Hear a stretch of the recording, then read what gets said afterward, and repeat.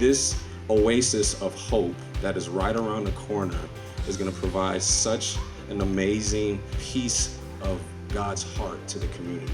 I would ask that you open your heart tonight. This is your community. There's nothing better than to sow into something really precious in the community. Let us rise up and build, God. Lord, let us rise up and build for your glory. As we say in Lily Kelly Ministries, there is no unity in community without you.